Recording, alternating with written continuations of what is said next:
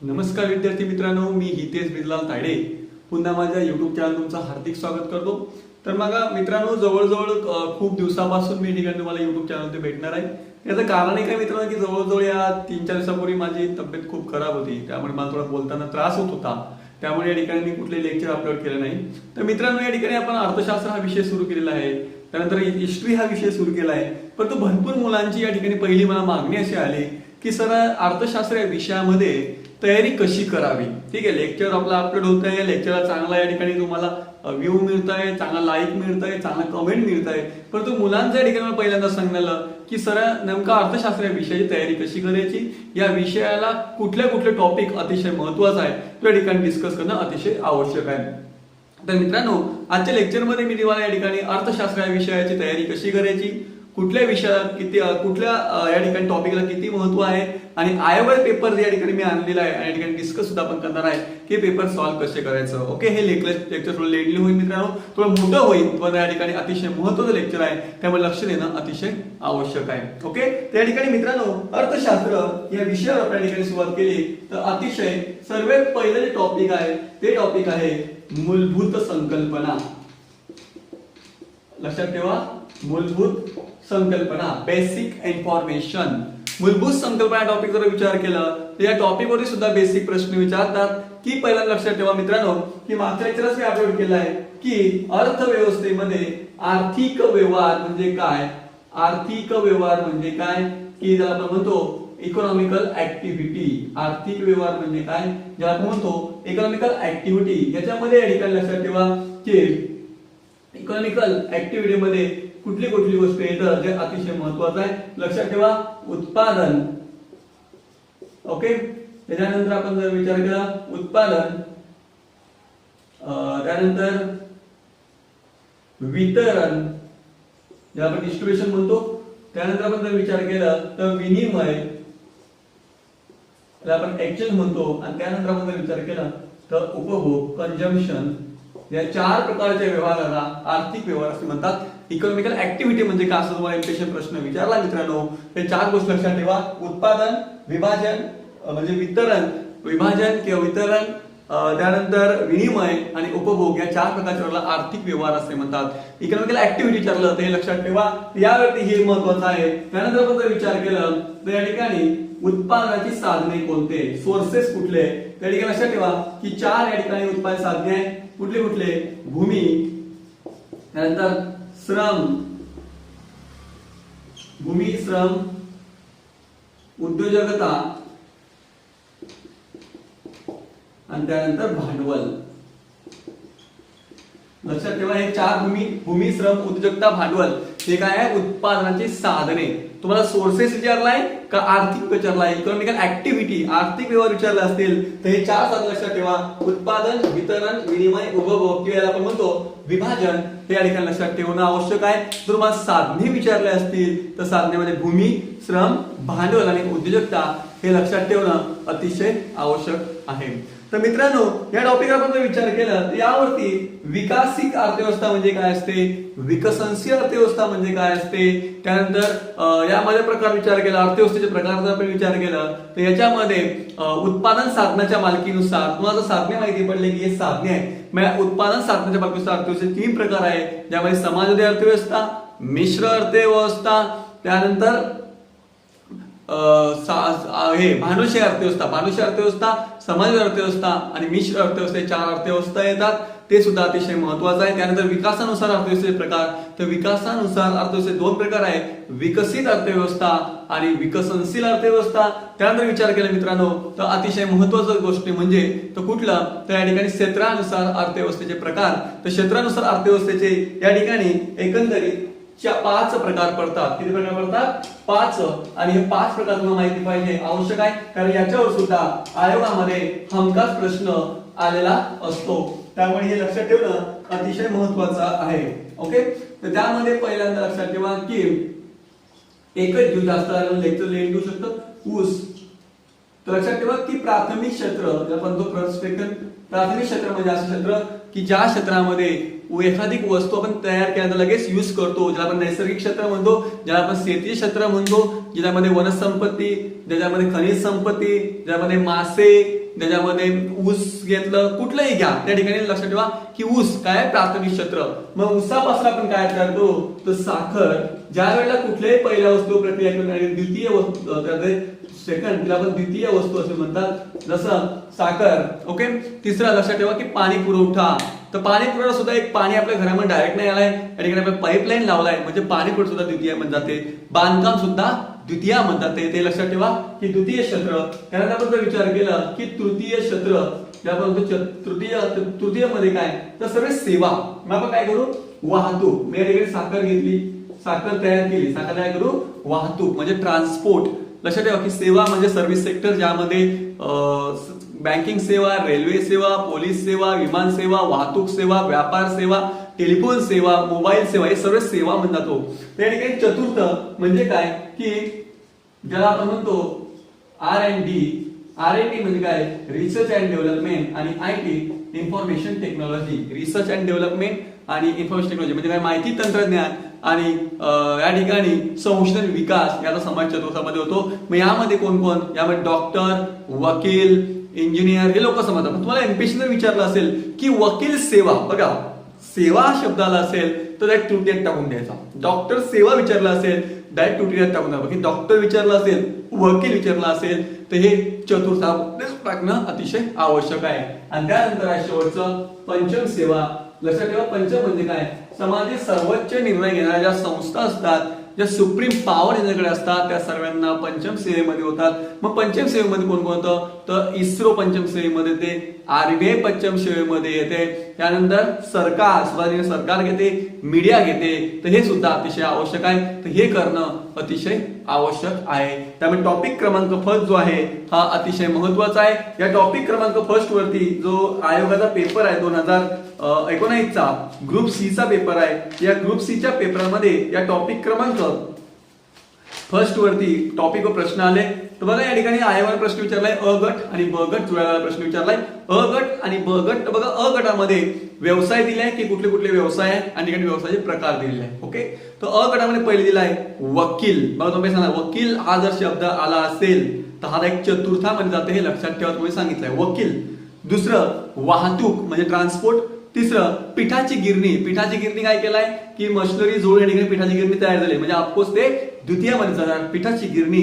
त्यानंतर शिकार प्राथमिक मध्ये जाणार. ऑप्शन 1 प्राथमिक स्वरूपाचा व्यवसाय, द्वितीय स्वरूपाचा व्यवसाय, तृतीय स्वरूपाचा व्यवसाय आणि चतुर्थ स्वरूपाचा व्यवसाय.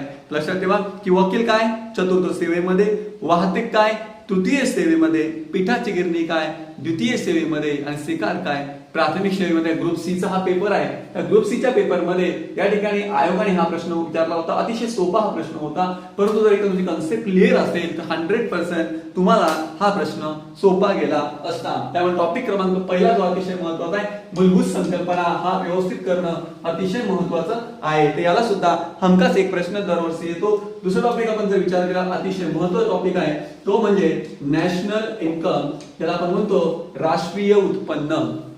राष्ट्रीय उत्पन्न म्हणजे काय, राष्ट्रीय उत्पन्न कसं मोजलं जातं, राष्ट्रीय उत्पन्न मोजणाऱ्या ज्या समित्या आहेत ज्यामध्ये दादाभाई नौरोजी आहे, त्यामध्ये त्यानंतर आपण जर विचार केला की डॉक्टर BKR राव समिती आहे, सर देसाई समिती आहे. ओके. तर या समित्या या प्रत्येक समितीचा निकष काय होता, यांनी काय काय सांगितलं होतं की या समितीने कुठले कुठले निकष यूज केलं होतं. ओके. तर हे प्रश्न सुद्धा यामध्ये येतात. जीडीपी काय असतो, ग्रॉस डोमेस्टिक प्रोडक्ट काय असतो, जीडीपी कसा मोजला जातो, जीडीपीला जसं आपण विचार केला की स्थूल देशांतर्गत उत्पादन म्हणतो म्हणजे काय ग्रॉस डोमेस्टिक प्रोडक्ट, परंतु हे कसं मोजलं जातं तर लक्षात ठेवा जीडीपीचे एक सोपी लक्षात ठेवा जीडीपीचा व्याख्या.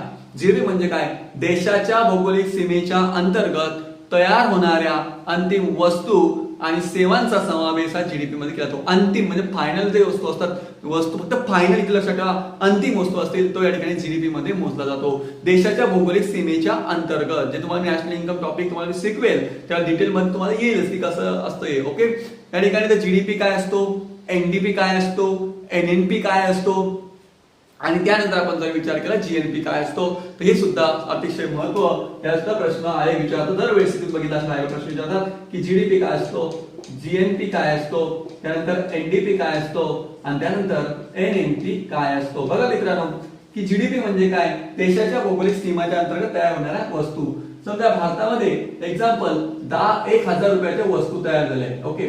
परंतु ह्या वस्तू ज्या वेळेला तयार झाल्या होत्या भारताच्या भौगोलिक सीमेच्या अंतर्गत, ह्या वस्तू ज्या वेळेला तयार झाल्या होत्या, या वस्तू तयार होताना काही मशिनरी यूज केली होती. म्हणजे काय की त्या मशिनरीला मेंटेनन्स केलं होतं, त्या मशिनरीचा खर्च म्हणजे घासाती आहे त्या मशिनरीचा खर्च लागेल, वीज लागेल, कामगारांचे पैसे लागेल. ते पैसे मायनस केल्यानंतर जे काही काढलं जातं त्यालाच आपण या ठिकाणी काय म्हणतो, एनडीपी असे म्हणतो. काय म्हणतो, एनडीपी, नेट डोमेस्टिक प्रोडक्ट्स, निव्वळ देशांतर्गत उत्पन्न. तर हे सुद्धा माहिती आवश्यक पाहिजे की जीडीपी काय असते, एनडीपी काय असते, जीएनपी काय असते आणि एनएनपी काय असते हे समजणं सुद्धा अतिशय महत्त्वाचं आहे. यावर सुद्धा आयोगाचा हमखास एक प्रश्न विचारला जातो. त्यानंतर आपण जर विचार केला एनपी, जीडीपी बरोबर एनपी म्हणजे मार्केट प्राइस काय आणि जीडीपी बरोबर एफसी म्हणजे फॅक्टर कॉस्ट काय. बघा आता एमपी म्हणजे काय, एक उदाहरण घेऊया की सिलेंडर जो आहे, गॅस सिलेंडर घेऊया की गॅस सिलेंडरची 1,000 रुपये किंमत आहे, मार्केट प्राइस आहे म्हणजे मॅक्सिमम रिटेल प्राइस, ज्याला आपण एमआरपी म्हणतो, तर ही काय जीडीपी थ्रू. परंतु ज्या वेळेला याच्यामध्ये काय करते सरकार की जे एखादी कुठलं जमात आहे की कुठलीही जमात घेऊया ठीक आहे, परंतु या ठिकाणी अनुदान सरकार अनुदान म्हणजे काय ते सबसिडी देते, सगळ्या ते अनुदान देते म्हणजे सबसिडी. ज्यावेळेला सरकार काय करेल की या 1,000 मध्ये समजा सरकारने 300 रुपये काय दिली, सबसिडी दिली म्हणजे 300 मायनस झाले. परत सरकारचा 100 रुपये टॅक्स मायनस केला, सगळा टॅक्स घेते ना, हे 100 मायनस केलं तर उत्तर किती राहते, तर 600 रुपये झाले फॅक्टर कॉस्ट. 600 काय झाले फॅक्टर कॉस्ट. हे फॅक्टर कॉस्ट काय असते हे सुद्धा डिटेल तुम्हाला राष्ट्रीय उत्पन्न टॉपिक मी शिकवणारच आहे. तर फॅक्टर कॉस्ट काय आहे, राष्ट्रीय उत्पन्न कुठल्या कुठल्या समित्याने मोजलेलं आहे, ज्यामध्ये मला लक्षात ठेवा की राष्ट्रीय उत्पन्न कोण मोजतो, तर सीएसओ या ठिकाणी राष्ट्रीय उत्पन्न मोजते, सेंट्रल स्टॅटिस्टिकल ऑर्गनायझेशन या ठिकाणी मोजते. खूप वेळा एमपीएससी ने विचारलाय की राष्ट्रीय उत्पन्न कोण मोजतं, मुलं उत्तर काय लिहितात, एनएसएसओ. हे चुकीचं आहे, लक्षात ठेवा, सीएसओ सेंट्रल स्टॅटिस्टिकल ऑर्गनायझेशन या ठिकाणी राष्ट्रीय उत्पन्न मोजतं. तर नॅशनल इन्कम कोण मोजतं, मोजण्याच्या पद्धती काय, ज्यामध्ये 3 पद्धत आहे, ज्यामध्ये उत्पादन पद्धत, उत्पन्न पद्धत आणि खर्च आणि निर्यात आयात पद्धत. तर हे खर्च पद्धत ते ठिकाणी महत्वाचं आहे, उत्पादन पद्धत, उत्पन्न पद्धत आणि खर्च पद्धत. तर हे समज सुद्धा आवश्यक आहे. याच्यावर लक्ष द्या, राष्ट्रीय उत्पन्न हा टॉपिक जर नाही कळला तर अर्थशास्त्र हा विषय बिलकुल कळत नाही. त्यामुळे या ठिकाणी राष्ट्रीय उत्पन्न टॉपिक कळणं अतिशय आवश्यक आहे. तर याला सुद्धा महत्व देणं खूप महत्वाचं आहे. याच्यावर सुद्धा आयोगाचा हमखास एक प्रश्न असतो. मित्रांनो, मी आज तुम्हाला जे टॉपिक सांगणार आहे, जे असे टॉपिक आहे की ज्याच्यावरती आयोग 100% दरवेळेला प्रश्न विचारतात, त्यामुळे त्या टॉपिकला बिलकुल तुम्ही तोंडी पाठ समजून घेणं आवश्यक आहे. दुसरा आपण जर टॉपिक विचार केला, जो अतिशय महत्त्वाचा टॉपिक आहे, तो म्हणजे दारिद्र्य, त्याला आपण म्हणतो पॉवर्टी. हा सुद्धा आयोगाचा बेस्ट टॉपिक आहे. या सुद्धा आयोग दरवर्षी प्रश्न विचारतो. मग दारिद्र्याची संकल्पना काय, दारिद्र्यामध्ये मोजलेल्या समित्या काय, ज्यामध्ये सुरेश तेंडुलकर समिती आहे, ज्यामध्ये रंगरांजन समिती आहे, ज्यामध्ये वायके अलग समिती आहे, ओके. तर या ठिकाणी त्यानंतर गौरव दत्त समिती आहे, मार्टिन रॅव्हेलिन समिती आहे. तर हे सुद्धा समजणं अतिशय आवश्यक आहे. मग या ठिकाणी समितीवर प्रश्न विचारले जातात की गावामध्ये समजा आपण जर विचार केला की गावामध्ये 2400 कॅलरीज आणि शहरामध्ये 2100 कॅलरीज ज्या व्यक्तीला मिळत नाही, लक्षात ठेवा की गावामध्ये 2400 कॅलरीज आणि शहरामध्ये 2100 कॅलरीज ज्या व्यक्तीला मिळत नाही, त्या व्यक्तीला बीपीएल समजावा, बिलो पॉवर्टी लाईन, ज्याला आपण म्हणतो दारिद्र्य रेषेखालील व्यक्ती. ज्या लोकांना या सुविधा मिळतात त्या लोकांना एपीएल समजावा, म्हणजे ॲबो पॉवर्टी लाईन, त्याला म्हणतो दारिद्र्य रेषेवरील व्यक्ती. त्या ठिकाणी बघा, प्रत्येक समितीने दारिद्र्य मोजताना वेगवेगळे निकष वापरलाय. कुठल्या समितीने पैशाचा यूज केलेला आहे, कुठल्या समितीने दारिद्र्याचा यूज केला आहे. लक्षात ठेवा की सुरेश तेंडुलकर ही समिती अतिशय महत्वाची आहे. या समितीवरती आयोगाचा प्रश्न असतो. त्यामुळे हा समिती आवश्यक करणं खूप महत्वाचं आहे. हे करलं जर नसणार तर तुमचं नुकसान 100% होतं. त्यामुळे ही समिती खूप बायहट आणि या ठिकाणी समजून घ्या. बघा की सुरेश तेंडुलकर समितीने काय केलं, बघा की मानवाच्या मूलभूत 3 गोष्टी आहे, अन्न, वस्त्र, निवारा, ओके. परंतु सुरेश तेंडुलकर समितीने या ठिकाणी 2 गोष्टी ऍड केल्या, अन्न, वस्त्र, निवारा, शिक्षण आणि आरोग्य. अन्न, वस्त्र, निवारा, शिक्षण आणि आरोग्य. सुरेश तेंडुलकर समितीने कॅलरीज मोजण्याची सिस्टम बंद केली. त्यांनी एक पैसे सांगितलं, गावासाठी 816 रुपये आणि शहरासाठी 1000 रुपये.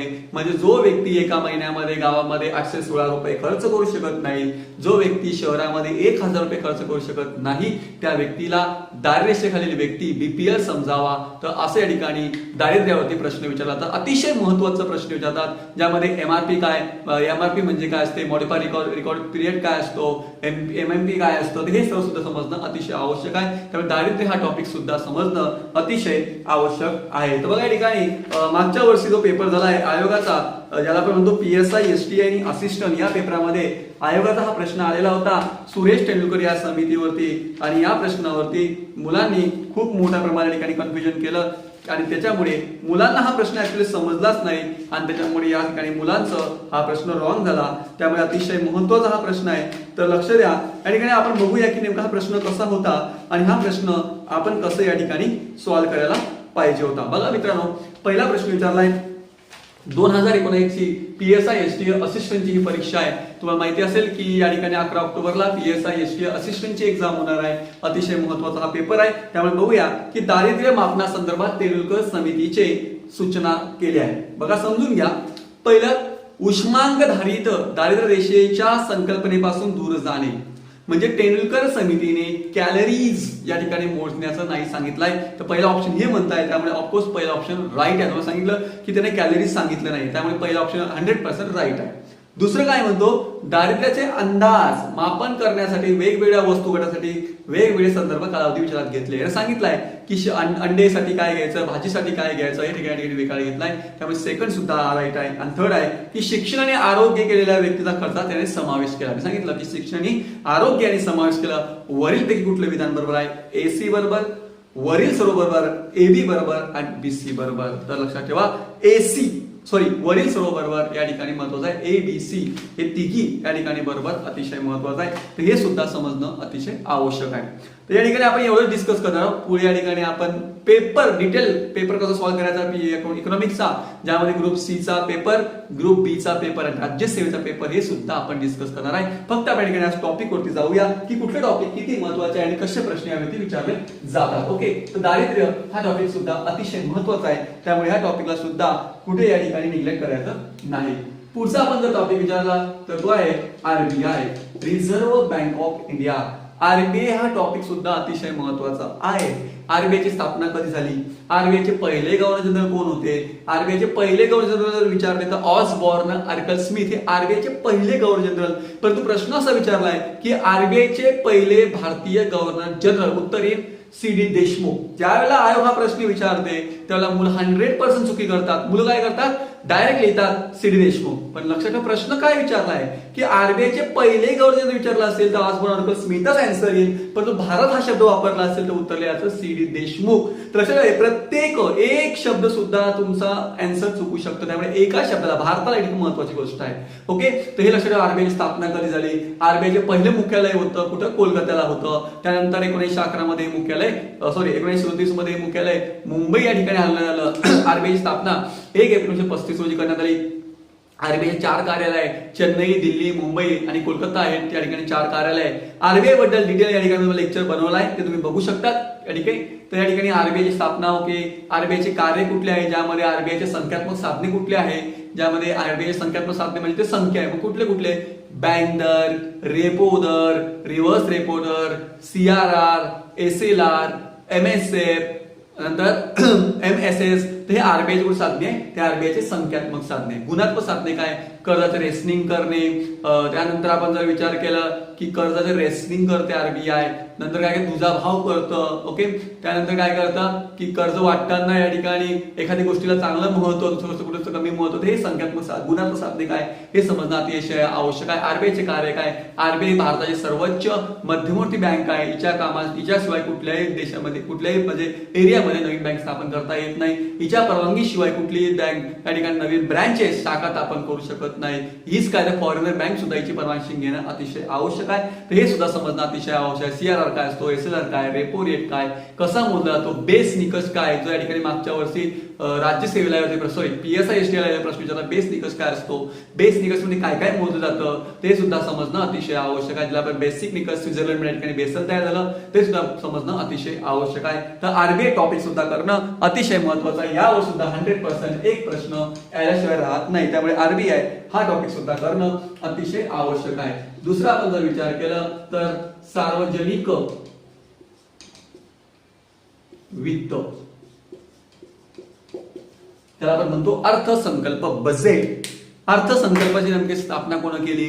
भारतामध्ये पहिला अर्थसंकल्प जेम्स वेल्सन यांनी सुरू केलं. मग ते कुठल्या वर्षी सुरू केलं? भारताचा पहिला अर्थसंकल्प मांडणारा ब्रिटिश व्यक्ती कोण? भारतामध्ये अर्थसंकल्प मांडणारे पहिले भारतीय व्यक्ती कोण? स्वातंत्र्यापूर्वी आर के शर्मुख चेट्टी यांनी अर्थसंकल्प मांडलं, तर ते कोण होते? त्यानंतर कोणी अर्थसंकल्प मांडलं होतं? अर्थसंकल्पाचे प्रकार, मागच्या वर्षी जी ग्रुप सी ची परीक्षा झाली त्यामध्ये अर्थसंकल्पाचे प्रकार आयोगाने विचारलेले आहे. तसे अर्थसंकल्पाचे 3 प्रकार आहे: समतोल अर्थसंकल्प, सिल्कीचा अर्थसंकल्प आणि तुटीचा अर्थसंकल्प. मग मुलं म्हणतात की सर झिरो बजेट आहे, शून्य अर्थसंकल्प हा सुद्धा एक प्रकार आहे, परंतु तो आपला प्रकार नाही आहे. लक्षात ठेवा की शून्य अर्थसंकल्प ही संकल्पना अमेरिकेमधून पुढे आली आणि 2005 मध्ये या ठिकाणी महाराष्ट्र या देशाने पहिल्यांदा शून्य अर्थसंकल्प हे प्रकार स्वीकारला आहे. अजून सुद्धा भारतीय अर्थव्यवस्थेने स्वीकारलेला नाहीये. त्यामुळे लक्षात ठेवा अर्थसंकल्प प्रकार किती असा प्रश्न तुम्हाला आयोगाने विचारले तर 3 आहे: समतोल अर्थसंकल्प, सिल्कीचा अर्थसंकल्प आणि तुटीचा अर्थसंकल्प. तर अर्थसंकल्पाचे प्रकार काय असतात? अर्थसंकल्प तयार कसा केला जातो?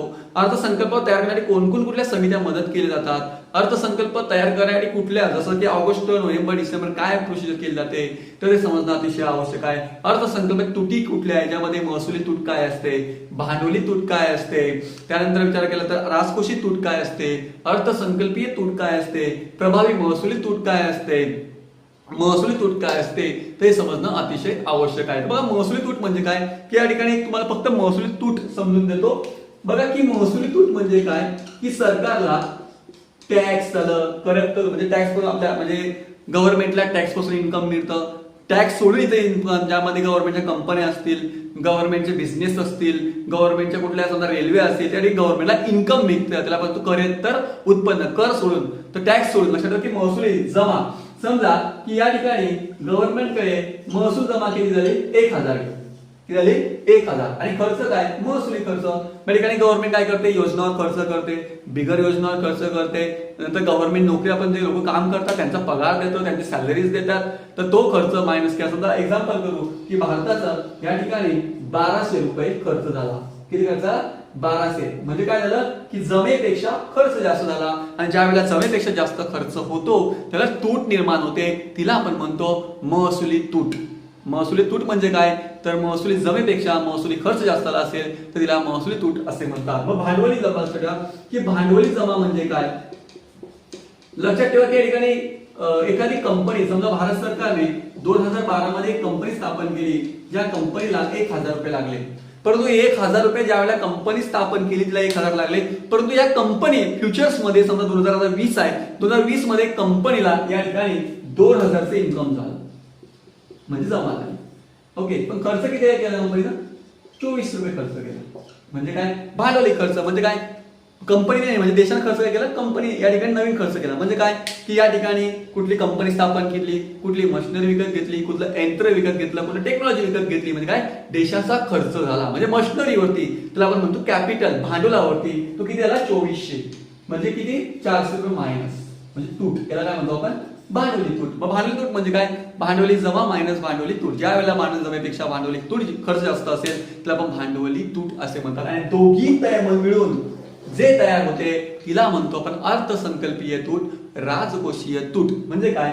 महसुली जमा प्लस भांडवली जमा मायनस महसुली खर्च मायनस भांडवली खर्च जे येते आपण म्हणतो की त्याला आपण म्हणतो अर्थसंकल्पीय तूट. हे तूट काय आहे हे तूट सुद्धा समजणं अतिशय आवश्यक आहे. बजेट टॉपिक मध्ये आपण जर विचार केला तर बजेट टॉपिक मध्ये अतिशय महत्त्वाचा कायदा ज्याला IMP करून ठेवा की 100% प्रश्न येतो तो म्हणजे FRBM act 2003.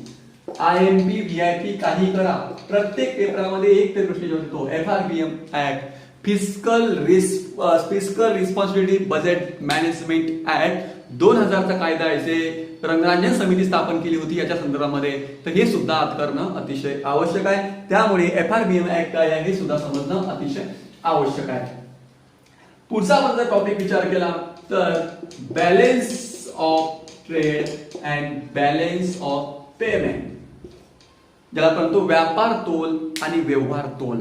Balance of payments आणि बॅलन्स ऑफ ट्रेड. व्यापार तोल काय असतो, व्यवहार तोल काय असतो, व्यापार तूट कधी निर्माण होते, व्यापार अधिक्य कधी निर्माण होतं, ते सुद्धा समजणं अतिशय आवश्यक आहे. व्यापार सिरकी कधी तयार होतं ते सुद्धा समजणं आवश्यक आहे, तो सुद्धा आवश्यक आहे. यामध्ये या ठिकाणी आपण जर विचार केला की रुपयाचे निश्चलीकरण केलं म्हणजे काय केलं की रुपया अवघडला, रुपया घसरला. लक्षात ठेवा की भारताने आतापर्यंत रुपया 3 वेळेला या ठिकाणी रुपयाचे अवमूल्यन केलं आहे. 1949, 1966 आणि 1991. ते तिघी वर्ष अतिशय महत्वाचे आहे. किती पॉईंट केलं की या ठिकाणी आपण जर विचार केला की पहिल्यांदा 30% केलं, नंतर 36% केलं, नंतर 20% केलं, तर हे सुद्धा समजणं अतिशय आवश्यक आहे. अवमूल्य का केलं जातं, अवमूल्य करण्याचे कारण काय असतं, अवमूल्य का म्हणजे फर्स्ट स्टेज मध्ये केलाय की सिंगल गोष्टीसाठी केलाय का डबल गोष्टीसाठी केलाय, हे सुद्धा समजणं अतिशय आवश्यक आहे. त्यामुळे व्यापार तोल, व्यवहार तोल, balance of trade, balance of payment हा टॉपिक सुद्धा अतिशय महत्वाचा आहे. त्यामुळे हा टॉपिक सुद्धा तुम्ही बिलकुल करणं अतिशय महत्वाची गोष्ट आहे. हा सुद्धा प्रश्न विचारला जातो. पुढचा आपण टॉपिक विचार केला तर अतिशय महत्वाचा टॉपिक आहे ज्यावरती प्रश्न विचारतो आंतरराष्ट्रीय व्यापार. आंतरराष्ट्रीय व्यापार. बघा मित्रांनो, आंतरराष्ट्रीय व्यापार जर आपण विचार केला, आयोगाने 100 पेपर घेतले असतील तर आतापर्यंत 95 क्वेश्चन पेपर मध्ये प्रश्न संचयमध्ये याच्यावर प्रश्न येतो म्हणजे येतोच. त्यामुळे हा टॉपिक करणं अतिशय महत्वाचा आणि आवश्यक आहे. मग या लक्षात ठेवा की आंतरराष्ट्रीय व्यापार म्हणजे काय.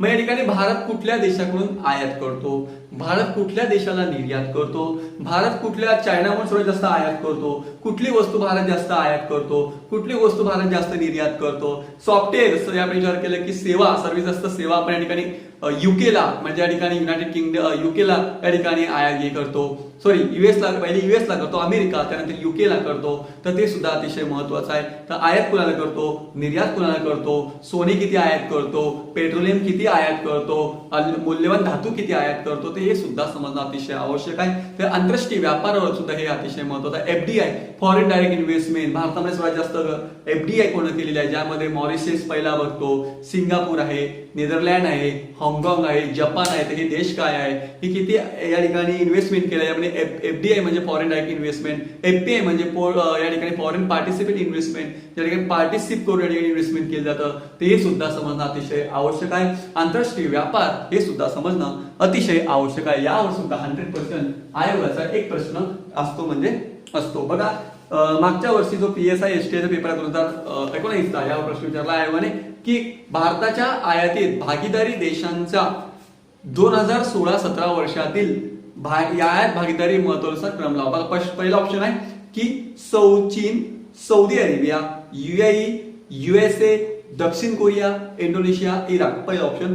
दुसरा ऑप्शन आहे USA, चीन, UAE, सौदी अरेबिया, दक्षिण कोरिया, इंडोनेशिया, इराक. आणि तिसरा ऑप्शन आहे चीन, USA, UAE, Saudi Arabia, Indonesia, दक्षिण कोरिया आणि इराक. आणि चौथा ऑप्शन आहे USA, सौदी अरेबिया, चीन, इराक, दक्षिण कोरिया, UAE आणि इंडोनेशिया. लक्षात ठेवा अतिशय महत्वाचा हा प्रश्न होता आणि 100% हे 100 पैकी 95 वेळा प्रश्न विचारला जातो. लक्षात ठेवा उत्तर काय आहे, त्याचं उत्तर आहे पहिला प्रश्न सांगितलं की सर्वात जास्त आयात भारत करून करतो, चीन करून करतो. मग काय उत्तर पाहिजे, पहिलं चीन, दुसरं पाहिजे USA, त्यानंतर नंतर UAE, थर्ड नंबरला UAE कडून आयात करतो, तर 1 नंबर चीन, 2 number Saudi Arabia, 3 number UAE, 4 number 1 number USA, 1 number confuse आहे, 1 नंबर चीन, 1 नंबर कोण चीन, 2 नंबर USA म्हणजे अमेरिका, 3 नंबर कोण UAE, 4 नंबर कोण सौदी अरेबिया, 5 नंबर कोण तर इंडोनेशिया आणि नंतर दक्षिण कोरिया आणि नंतर इराक. तर या ठिकाणी लक्षात ठेवा 1 नंबर चीन, 2 number USA, 3 number UAE, 4 number Saudi Arabia, 5 number Indonesia, 6 number दक्षिण कोरिया आणि 7 नंबर इराक. तर हे या ठिकाणी 2019चा PSI STI हा प्रश्न होता. तो सुद्धा सोडणं अतिशय महत्वाचं आहे. तर आंतरराष्ट्रीय व्यापार हे सुद्धा करणं आवश्यक आहे. ओके, त्यानंतर विचार केला तर IMF वर या ठिकाणी IMF सुद्धा प्रश्न विचारतो. इंटरनॅशनल मॉनिटरी फंड ज्याला आपण म्हणतो आंतरराष्ट्रीय नाणेनिधी, हे सुद्धा समजणं अतिशय आवश्यक आहे. वर्ल्ड बँक म्हणजे काय आणि WTO वर्ल्ड ट्रेड ऑर्गनायझेशन हे सुद्धा समजणं आवश्यक आहे. MF या ठिकाणी लक्षात ठेवा की IMF इंटरनॅशनल मॉनिटरी फंड म्हणजे काय, WTO म्हणजे काय, वर्ल्ड बँक म्हणजे काय, यांचं कार्य काय असतं की एखादी देश समजा लक्षात ठेवा की एखादी देश जर आंतरराष्ट्रीय नाणेनिधीचा सदस्य झाला असेल, समजा भारत आंतरराष्ट्रीय या ठिकाणी इंटरनॅशनल मॉनिटरी फंडचा जर सदस्य झाला असेल, मेंबर झाला असेल, तर तो देश आपोआप वर्ल्ड बँकचा मेंबरशिप होतो. परंतु जर एखाद्या देशाने IMFचं मेंबरशिप सोडलं असेल तर वर्ल्ड बँकचं मेंबरशिप सोडणं का नाही सोडणं हे त्या देशावर डिपेंडिंग असतं. तर आंतरराष्ट्रीय नाणेनिधी काय असते, जागतिक बँक काय असते, नंतर जागतिक व्यापारी संघटना काय असते, जागतिक आरोग्य संघटना WHO काय काम करतं, तर हे सुद्धा समजणं अतिशय आवश्यक आहे. त्यामुळे हे सुद्धा समजणं महत्वाचं आहे. त्यामुळे याला सुद्धा महत्व द्या. ओके. त्यानंतर पुढचा आपण जर विचार केला तर भारतीय भांडवली बाजार इंडियन कॅपिटल मार्केट. भारतीय भांडवली बाजार इंडियन कॅपिटल मार्केट यामध्ये दोन प्रकार आहे. भांडवली बाजार म्हणजे काय असतं, त्यानंतर भांडवली बाजार प्रकार किती. लक्षात ठेवा की भांडवली बाजार भांडवली बाजार दोन प्रकार आहे. मध्यमकालीन भांडवली बाजार आणि दीर्घकालीन भांडवली बाजार. मध्यमकालीन म्हणजे काय, ज्या ठिकाणी पैशाचं देवाणघेवाण हे 1 वर्ष ते 5 वर्ष चालतं. ज्या ठिकाणी पैशाचं देवाणघेवाण किती 1 वर्ष ते 5 वर्ष चालतं म्हणजे कर्जासाठी, त्याला आपल्या ठिकाणी मध्यमकालीन भांडवली बाजार असं म्हणतात. ज्या ठिकाणी पैशाचं देवाणघेवाण हे 5 वर्ष ते 25 वर्ष चालतं त्या बाजाराला आपण दीर्घकालीन भांडवली बाजार असे म्हणतात. लक्षात ठेवा की मागच्या 2017ला PSTA ला प्रश्न विचारला आयोगाने मेन्सला की या ठिकाणी दीर्घकालीन भांडवली बाजार म्हणजे काय. ऑप्शन 1 5 वर्ष, 5 वर्षापेक्षा कमी, ऑप्शन 3 5 वर्षापेक्षा जास्त आणि ऑप्शन 4 20 यापैकी नाही. तर मुलांनी काय दिलं 5 वर्ष, परंतु आन्सर चुकलं. उत्तर काय होतं 5 वर्षापेक्षा जास्त. असा जर प्रश्न तुम्हाला विचारला असेल आयोगाने दीर्घकालीन भांडवली बाजार म्हणजे काय, तर 5 वर्षापेक्षा जास्त असंच आन्सर लिहायचं. या ठिकाणी लक्षात ठेवा. ओके. तर भांडवली बाजारामध्ये काय, दुसऱ्या आपण जर विचार केला भांडवली बाजारामध्ये महत्वाच्या बँका आहेत ज्यामध्ये IFCI इंडस्ट्रियल फायनान्शियल कॉर्पोरेशन काय काम करतं, त्यानंतर ICICI industrial credit investment corporation of India काय काम करतं, त्यानंतर विचार केला तर IDBI, त्यानंतर विचार केला तर IIBI. या सर्व बँका IFCI, ICICI, IDBI, IIBI ची स्थापना कधी झाली. जसं ICICI ची स्थापना 1948 ला झाली, ICICI ची 1955 ला झाली, IDBI ची 1964 ला झाली आणि IIBI ची 1971. यांचं मुख्यालय कुठं आहे, IFCI चं कुठं आहे, ICICI चं कुठं आहे, IDBI चं कुठं आहे, IIBI चं कुठं आहे, यांचे कार्य काय करतात. जसं आपण विचार केलं की भारतातली सर्वात पहिली वैश्विक युनिव्हर्सल बँक कुठली, तर युनिव्हर्सल बँक ICICI ही भारतातली पहिली युनिव्हर्सल बँक आहे. तर हे सुद्धा समजणं अतिशय आवश्यक. यांचं मुख्यालय काय आहे, यांचं काम काय असतं. लक्षात ठेवा की जसं या ठिकाणी मागच्या वर्षी जो राज्यसेवेचा मेन्सचा पेपर झाला त्या मेन्सच्या पेपरमध्ये यावरती प्रश्न विचारला होता जुळ्या लावला की IIBI काय करते. तर IIBI चा फुल फॉर्म काय, industrial investment bank of India. या ठिकाणी लक्षात ठेवा. तर हे IIBI काय करतं, लक्षात ठेवा या IIBI चे पहिलं जे नाव होतं हे होतं IRCI. IRCI म्हणजे काय, industrial reconstruction corporation of India. IIBI काय करते, तर IIBI काय करते, ते काही आजारी उद्योग आहे म्हणजे जे आजारी उद्योग म्हणजे एखादी लोन घेतलाय परंतु या ठिकाणी त्यांचं या ठिकाणी खूप कंडिशन वाईट आहे, अशा उद्योगांना, अशा बँक या ठिकाणी आजारी उद्योगांना IIBI मदत करते. तर IIBI काय, IDBI काय, तर IDBI ही इंडस्ट्री क्षेत्रामधील व्यापारी बँकातली सर्वोच्च पॉवर, सुप्रीम पॉवर असलेली बँक आहे. जसं की ऍग्रिकल्चर मध्ये नाबार्ड सुप्रीम पॉवर असलेली बँक आहे, तसंच इंडस्ट्रीमध्ये IDBI ही बँक आहे. जसं एक्सपोर्ट इम्पोर्ट मध्ये एक्झिम ही बँक आहे, तशी या ठिकाणी ही अतिशय महत्वाची बँक आहे. हे सुद्धा यामध्ये प्रश्न विचारतात. त्यानंतर सिडबी काय असते, ही सिडबी अतिशय महत्वाचा आहे. सिडबी प्रश्न येतो small industry development bank of India. हिचं मुख्यालय लखनौ, उत्तर प्रदेश राज्यामध्ये लखनौ नावाचं शहर आहे. त्या लखनौ शहर या ठिकाणी हिचं मुख्यालय आहे. मागच्या वर्षी आयोगाने प्रश्न विचारला होता PSI मेन्सला की IDBI सिडबीचं मुख्यालय कुठे, लखनौ या ठिकाणी सिडबीचं मुख्यालय आहे. तर हे सुद्धा समजणं अतिशय आवश्यक आहे. त्यामुळे हा टॉपिक सुद्धा लक्ष देणं अतिशय आवश्यक आहे. भारतीय भांडवली बाजार म्हणजे काय तो सुद्धा समजणं अतिशय आवश्यक आहे. त्यानंतर विचार केला तर इंडियन बँक म्हणतो भारतीय व्यापारी बँका, इंडियन कमर्शियल बँक, भारतीय व्यापारी बँक, ज्यामध्ये SBI काम काय करतं, SBI ची स्थापना कधी झाली, SBI च्या सहयोगी बँका पहिले जे आपण बघितलं की SBI च्या 7 सहयोगी बँका होता. Bank of Bikaner, bank of Jaipur, bank of Travancore, bank of Hyderabad, bank of Indore, bank of Saurashtra, okay, bank of नंतर कर्नाटका. ते सर्व या ठिकाणी होते SBI च्या सहयोगी बँका होत्या. नंतर या ठिकाणी या बँकेला मर्चंट्स केलं. त्या कधी केल्या, कुठली बँक कधी, पहिली बँक ऑफ बिकानेर जयपूरला मर्च नाव दिलं, बँक ऑफ बिकानेर जयपूर असं नाव दिलं. 2008 मध्ये बँक ऑफ सौराष्ट्रला मर्ज केली, 2010 ला बँक ऑफ इंदूरला मर्ज केली आणि 2017 मध्ये राहिलेल्या सहयोगी बँका होत्या या सर्व बँकला मर्ज केली. तर सध्या एसबीआयच्या सहयोगी बँका किती तर 0. त्यानंतर व्यापारी बँकांचे कार्य काय असतात, प्राथमिक ठेवी ठेवणे, त्यानंतर ग्राहकांना सुविधा देणे, तर ते सुद्धा या ठिकाणी अतिशय महत्वाचं आहे. यामध्ये विमा जे आहे म्युच्युअल फंड काय असतं, तर म्युच्युअल फंडवर प्रश्न विचारला जातात. तर म्युच्युअल फंड, विमा, त्यानंतर क्रेडिट रेटिंग ठेवणाऱ्या एजन्सी आहे ज्यामध्ये मुंडीज नावाची एक संस्था आहे ती काय काम करतं, फिच काय करते, ते हे सुद्धा या ठिकाणी या टॉपिकवरती प्रश्न विचारले जातात. ओके, त्यानंतर पुढचा आपण जर अतिशय महत्त्वाचा टॉपिक विचार केला तर लोकसंख्या हा सुद्धा अतिशय महत्वाचा आहे. लक्षात ठेवा की आयोगाने जे पेपर होता त्याच्यामध्ये 100 प्रश्नांपैकी 98 वेळा हा प्रश्न विचारलाय. त्यामुळे लोकसंख्या आणि जनगणना ज्याला आपण सेन्सस जनगणना सुद्धा अतिशय महत्वाचा आहे. लोकसंख्या आणि जनगणना हा सुद्धा अतिशय महत्वाचा टॉपिक आहे. तर हे सुद्धा तुम्ही करा, खूप महत्वाचा हा टॉपिक आहे, याला सुद्धा तुम्ही करायला आवश्यक पाहिजे. लोकसंख्या हा सुद्धा आवश्यक आहे. ओके, त्यानंतर आपण जर विचार केला तर उद्योग इंडस्ट्री सुद्धा करा, ज्याचं आवश्यक आहे. ज्यामध्ये साखर उद्योग भारतात किती आहे, कापड उद्योग किती आहे भारतामध्ये, त्यानंतर भारतामध्ये लोह उद्योग किती आहे, पोलाद उद्योग किती आहे, महाराष्ट्रात लोखंड उद्योग किती आहे, पोलाद उद्योग किती आहे, ते सुद्धा उद्योग सुद्धा करणं अतिशय आवश्यक आहे. त्यामुळे या टॉपिकला सुद्धा काही खूप महत्व आहे. म्हणजे लक्षात ठेवा. पुढचा आपण जर टॉपिक विचार केला तर किंमत, प्राइस हा टॉपिक सुद्धा अतिशय महत्वाचा आहे. त्यामुळे किंमत या टॉपिकला सुद्धा महत्व द्या.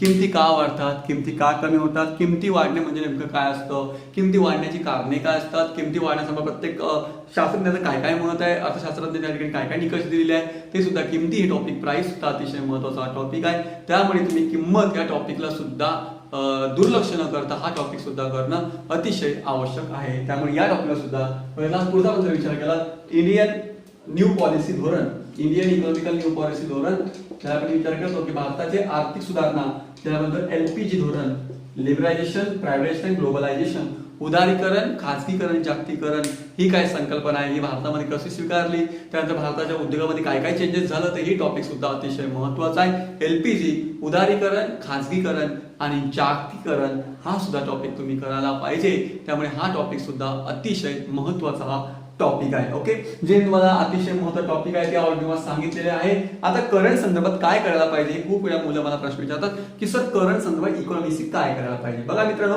करंट संदर्भामध्ये G20 जी संमेलन आहे, G20 संमेलन कुठं झालं, तिचे अध्यक्ष कोण होते, त्यामध्ये भारतकडून कोण गेलं होतं ते लक्षात ठेवा. G5 जो कंट्री आहे ती G5 कंट्री काय आहे. त्यानंतर आशियन शिखर परिषद होते, आशियन शिखर परिषद स्थापना, त्याचे अध्यक्ष कोण आहे, त्याचे मुख्यालय कुठं होतं, सध्या भारताकडून कोण गेलं होतं ते सुद्धा लक्षात ठेवा. आशियन शिखर परिषद, ब्रिक्स शिखर संमेलन कोण आहे, ब्रिक्स शिखर संमेलनाचे अध्यक्ष कोण होते, पहिलं कुठं झालं, दुसरं कुठं झालं, तिसरं कुठं झालं, 14 कुठं झालं, हा सुद्धा अतिशय महत्वाचा आहे. मागच्या वर्षी जो राज्यसेवा पेपर झाला प्रीचा परीक्षा, पूर्व परीक्षा, यामध्ये ब्रिक्स संमेलन प्रश्न विचारलेला आहे. त्यामुळे ब्रिक्स संमेलन सुद्धा अतिशय महत्वाचं करा. तर ब्रिक्स संमेलन म्हणजे काय, त्यानंतर आरबीआयच्या समित्या येतात, नवीन समित्या, त्या समित्यांनी काय काय रिपोर्ट दिले, नंदगिरी समिती आली होती, शर्मा समिती आहे, त्यांनी काय काय रिपोर्ट सादर केले ते सुद्धा करणं अतिशय आवश्यक आहे. त्यानंतर भारतीय अर्थसंकल्प आणि महाराष्ट्र अर्थसंकल्प यामध्ये प्राथमिक तूट किती, सध्या आपली महसुली तूट किती आहे, प्रभावी महसुली तूट किती आहे, ते हे सुद्धा समजणं अतिशय आवश्यक, हे सुद्धा समजून घ्या. त्यानंतर या ठिकाणी नवीन जे काही लुटलेले योजना लॉन्चिंग केलेली आहे, त्या योजनांचं वैशिष्ट्य काय आहे, त्या योजना कुठं महत्व दिलं जातं ते सुद्धा करणं अतिशय आवश्यक आहे. तर ते सुद्धा तुम्ही करा असं मी तुम्हाला सजेशन करतो. दुसरा आपण जर विचार केलं की या ठिकाणी इकॉनॉमिक संदर्भामध्ये जे काही नवीन चेंजेस झाली आहे ते सुद्धा तुम्ही करणं आवश्यक आहे. नेमकं लक्षात ठेवा की इकॉनॉमिकचा अभ्यास करताना चालू घडामोडीसाठी 2019 जानेवारी 2019 पासून जे कुठलेही चालू घडामोडी मॅगझिन असेल, ज्यामध्ये युनिक बुलेटिन आहे, ज्यामध्ये परिक्रमा असेल, तुम्ही कुठलेही पोहोचा, परंतु या ठिकाणी जसं मी परिक्रमा असेल की युनिक, मी स्वतः या ठिकाणी तुम्हाला प्रश्न सांगेल की तुम्हाला जे आवडेल करा, कोणी युनिक करा, कोणी परिक्रमा करा. परंतु 2019च्या जानेवारी 2019 मॅगझिन तर सप्टेंबर 2020 पर्यंत जे काही मॅगझिन असेल, आतापर्यंत जवळजवळ 20 ते 22 मॅगझिन होतील, हे सर्व मॅगझिन जर तुम्ही वाचले तर तुम्हाला 100% 15 पैकी 100% तुम्हाला 12-13 मार्च चालू घडामोडी मिळण्याशिवाय राहणार नाही. त्यामुळे हा टॉपिकला सुद्धा अतिशय महत्व द्या. निग्लेक्ट नको करा. स्कोर वाढवायचा असेल तर हे टॉपिक सुद्धा अतिशय महत्वाचं आहे. सायन्सला सुद्धा करा, ते सुद्धा अतिशय महत्वाचं आहे. तर सांगायचं तात्पर्य मित्रांनो की अर्थशास्त्र या विषयावर जे काही अतिशय महत्वाचे टॉपिक मी तुम्हाला सांगितले होते ते जेव्हा सांगितले होते. बाकीचे टॉपिक आहे पण त्यामध्ये प्रश्न येतात, परंतु एवढे येत नाही, परंतु तुम्ही वाचून करू शकतात. या ठिकाणी आपलं जे लेक्चर्स चालू आहे, इकॉनॉमिकचं सध्या शेड्यूल चालू आहे, त्यामध्ये तुम्हाला मी डिटेल्स प्रत्येक लेक्चर बद्दल या ठिकाणी इन्फॉर्मेशन जी असणार आहे ती या ठिकाणी तुम्हाला मी देणारच आहे. त्यामुळे ते सुद्धा तुमच्या या ठिकाणी क्लिअर होईल. ठीक आहे. तर नेक्स्ट लेक्चर जे असेल मित्रांनो, आता कुठल्या लेक्चर मध्ये आपला खंड पडणार नाही आणि लवकर या ठिकाणी आपलं इकॉनॉमिक्स पहिलं पुढचं लेक्चर या ठिकाणी हिस्ट्री जे लेक्चर आहे, या ठिकाणी प्रत्यक्ष हिस्ट्रीला आपण सुरुवात करणार आहोत, ज्यामध्ये हिस्ट्री नंतर 1453चा कॉन्स्टिट्यूशन पासून तर battle of Plassey, battle of Buxar इथपर्यंत आणि नंतर या ठिकाणी दुहेरी राज्य व्यवस्था बंगालपर्यंत कशी सुरू झाली ते सुद्धा या ठिकाणी आपण पुढच्या लेक्चरला लवकरच 1 दिवसामध्ये ते लेक्चर सुद्धा मी तुम्हाला अपलोड करणारच आहे. तर हे लेक्चर या ठिकाणी आजचं फक्त लेक्चर होतं अर्थशास्त्र या विषयाची तयारी कशी करायची, अर्थशास्त्र या विषयाने कुठल्या टॉपिकला किती वेटेज दिलं जातं आणि का हे विषय महत्वाचे आहे. तर हे टॉपिक जर तुम्ही व्यवस्थित केले तर 100% तुम्हाला प्रीच आहे. फक्त प्रीचे टॉपिक आहे. मेन्स बद्दल मी या ठिकाणी काही सांगितलं नाही आहे, फक्त प्रीचे टॉपिक आहे PSI ST असिस्टंटच्या. कारण STI मेन्सचा टॉपिक वेगळे आहे, ते या ठिकाणी आपण डिस्कस केलेले नाही आहे. ओके. तर त्यामुळे ते सुद्धा तुम्हाला मी ज्या पुढचं लेक्चर जे असेल ते आपलं या ठिकाणी हिस्ट्रीवरती येईल आणि त्याच्या पुढचं लेक्चर जे असेल की त्याच्या पुढचं लेक्चर हार्डली एक 15 ते 20 मिनिटाचे लेक्चर असेल. ते लेक्चर तुम्हाला या ठिकाणी PSI STI असिस्टंट 2017, 2018 आणि 2019 जे PSI STI असिस्टंटच्या पूर्व परीक्षा झालेल्या आहे, त्या पूर्व परीक्षेमध्ये जे अर्थशास्त्र या संदर्भामध्ये जे प्रश्न आले होते ते प्रश्न कसे सॉल्व्ह करायला पाहिजे होते, अतिशय सोपं आणि या ठिकाणी मी सांगेल. तर मित्रांनो, तुम्हाला जर माझ्या या ठिकाणी विषय बद्दल काही समस्या असतील, काही प्रॉब्लेम असतील तर तुम्ही या ठिकाणी मला नक्कीच कमेंट करू शकतात. मला या ठिकाणी काय तुमचं म्हणणं असेल कमेंट करू शकतात. दुसरी गोष्ट मित्रांनो की या ठिकाणी अर्थशास्त्र या विषयामध्ये एवढंच मी तुम्हाला सांगू शकतो. तर मित्रांनो, तुम्हाला जर माझं चॅनल आवडलं असेल तर कमेंट करा, लाईक करा, सबस्क्राईब करा आणि या ठिकाणी शेअर करा नक्की विसरू नका. तर धन्यवाद मित्रांनो.